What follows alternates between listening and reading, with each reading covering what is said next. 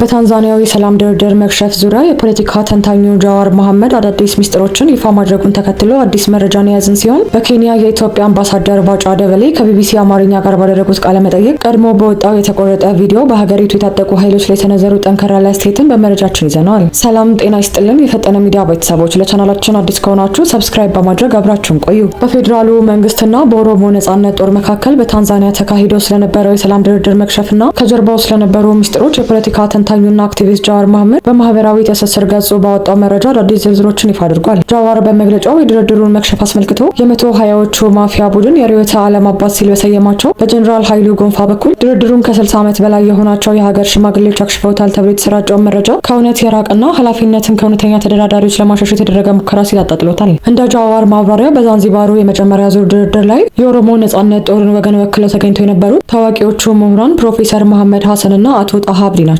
እነዚህ ወገኖች ምንም እንኳን በመንግስት የታማኝነት ደረጃ ላይ ከፍተኛ ጥርጣሬ ቢኖራቸውም በኦሮሚያ ክልል ለዓመታት የቀጠለው እንደመፋሰስ በሰላማዊ መንገድ ለማስቆም የነበራቸው ቁርጠኝነት ከፍተኛ እንደነበር ተገልጿል። ጃዋር ከሁለቱም ሽማግሌዎች ጋር በለንደንና በአሜሪካ በአካል ተገናኝቶ እንደተወያየና ሽማግሌዎቹ ወገን ከመያዝ ይልቅ ሁለቱን ወገኖች ለማቀራረብ ገለልተኛ የአሸማጋይነት ሚና ሲጫወቱ እንደነበር ከተሳታፊዎቹ ማረጋገጡን ጠቅሷል። ይሁን እንጂ እነዚህ ሽማግሌዎች በዳሬ ሰላሙ ሁለተኛና የመጨረሻ ዙር ድርድር ላይ አልተሳተፉም። በሌላ በኩል የኦሮሞ ነጻነት ጦር ዋና አዛዡ ኩምሳ ድሪባ ለፊርማ ብቻ ነበር የመጣው የሚለው ወሬ የተጋነነ መሆኑን የጠቀሰው ጃዋር ኩምሳ ወደ ታንዛኒያ ከማምራቱ በፊት በበርካታ ነጥቦች ላይ መግባባት ተደርሶ እንደነበር አስታውሷል። ከዚህ ጎን ለጎን ለ3 ሳምንታት በመንግስት የጸጥታ ተወካዮችና በኦሮሞ ነጻነት ጦር ተወካዮች መካከል ሲካሄድ የነበረው ውይይት በጥሩ ሁኔታ እየተመራ ይገኝ እንደነበር ጠቅሷል። ኩምሳ ድሪባ ህይወቱንና የድርጅቱን ዕጣ ፈንታ ለከፍተኛ አደጋ አጋልጦ ከጦር ሜዳ ወደ ውጭ ሀገር ማቅናቱ እንዲሁም በጠቅላይ ሚኒስትር ዶክተር አብይ አህመድ በኩል በመጀመሪያው ዙር የታየው አዎንታዊ አቀራረብ የሰላም ፍላጎት እንደነበር የሚያሳይ እንደነበር ገልጿል። ሆኖም ግን በጥሩ መንገድ ይጓዝ የነበረው ይህ የሰላም ጭራሮ እንዲጠፋ ያደረጉ ዋና ዋና ማነቆችን ጃዋር እንደገለጻቸው ኩምሳ ድሪባ ከምዕራብ ኦሮሚያ እንደወጣው በአካባቢው አዲስ ጦርነት መከፈቱ ለ3 ሳምንታት ተገንብቶ የነበረውን ጥቂት እምነት አየር ላይ በትኖታል። በተመሳሳይ ወቅትም ሸኔን እያጠፋን ነው፣ ኩምሳም ተሸንፎ ወደ ሀገር ሊገባ ነው የሚሉ የመንግስት አካላት የፕሮፓጋንዳ መግለጫው ሂደቱን ይበልጥ ያበላሸው ሲሆን በሁለተኛ ዙር ድርድር ላይ በላላይ ደረጃ መንግስትን ወክለው የቀረቡት አምባሳደር ሬድዋን ሁሴንና ዶክተር ጌዲዮን ጢሞቴዎስ ቀደም ሲል በነበሩት የጸጥታ አካላት ተወካዮች የተደረሱ ስምምነቶችን ውድቅ በማድረግ ውይይቱ ከዜሮ ይጀመር የሚል ጠንካራ አቋም መያዛቸው ትልቁ እንቅፋት ነበር። በሂደቱ ውስጥም በተለያዩ ሀገራትና አሸማጋይ ዲፕሎማቶች መካከል የነበረው የጥቅም ፉክክርና አለመግባባት ድርድሩ በይፋ እንዲቋረጥ ምክንያት ሆኖታል። በተለይም በታንዛኒያው የሰላም ሙከራ ላይ መክሸፍ ቀጥተኛ እጃቸው አለበት ተብሎ የተከሰሱ ጀኔራል ኃይሉ ጎንፋና ተባባሪዎቻቸው እንደሆኑ ጃዋር ያመለክታል። የጀኔራሉ ስብስብ ድርድሩ ከመጀመሩ በፊትም ሆነ በኋላ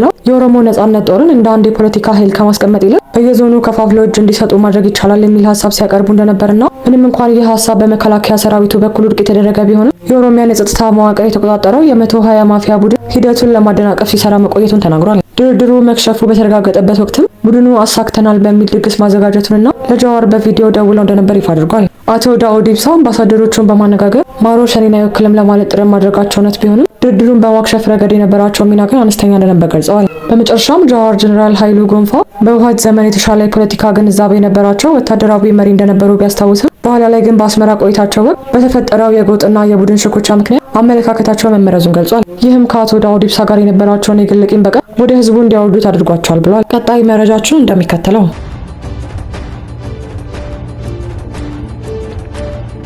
እኔ ግልጽ የሆነ ነገር ልንገርህ፣ 4 ኪሎ ሰው የለም ቢባል አንዳቸውም 4 ኪሎ መጥቶ አይዙ።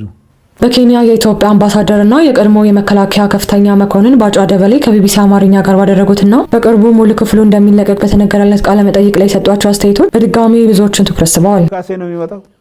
ማን ነው መጥቶ 4 ኪሎ ገብቶ ኑ 4 ኪሎ ክፍት ነው ብትላቸው አይመጡም።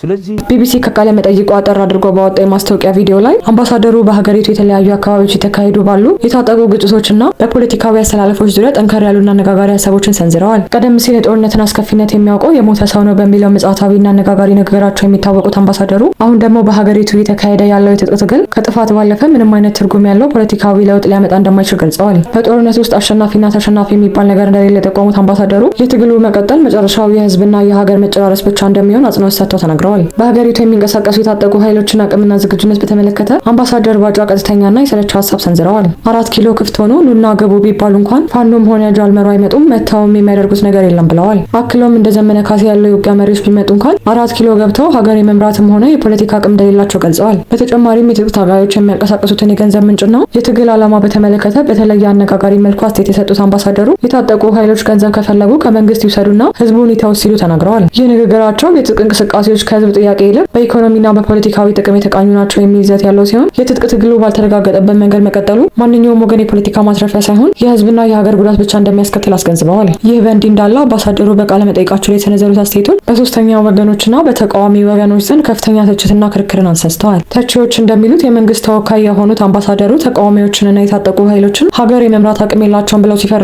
የመንግስትን የአስፈላጊነትና የኃይል ሚዛን የበላይነት ለማሳየት የተደረገ ጥረት አድርገው ይመለከቱታል። በተለይም ገንዘብ ከፈለጉ ከመንግስት ይውሰዱ የሚለው ንግግራቸው የህዝቡን ስቃይና የፖለቲካ ጥያቄዎችን አቃሎ የሚያይና አሽሙር ያዘለ ነው ሲሉ ይሟገታሉ።